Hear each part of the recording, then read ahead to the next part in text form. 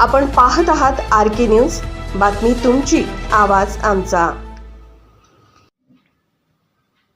तेरवाड बंधाऱ्याच्या दुरुस्तीसाठी वाढीव निधीच्या मागणीचे निवेदन। शिरोळ तालुक्यातील तेरवाड बंधाऱ्याचे काम नवीन निविदा प्रक्रिया काढून पूर्ण केले आहे, परंतु सध्या सुरू असलेल्या कामाची पाहणी आज छत्रपती ग्रुप महाराष्ट्र राज्याचे संस्थापक अध्यक्ष प्रमोददादा पाटील यांनी केली।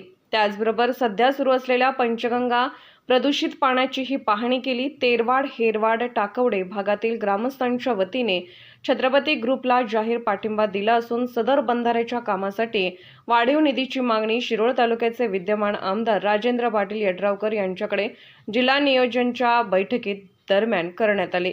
जिल्हा नियोजनच्या बैठकीनंतर अधीक्षक अभियंता जिल्हा पाटबंधारे विभाग यांनाही भेटून सदर तेरवाड बंधाऱ्याच्या दुरुस्तीसाठी वाढीव निधीच्या मागणीचे निवेदन देण्यात आले।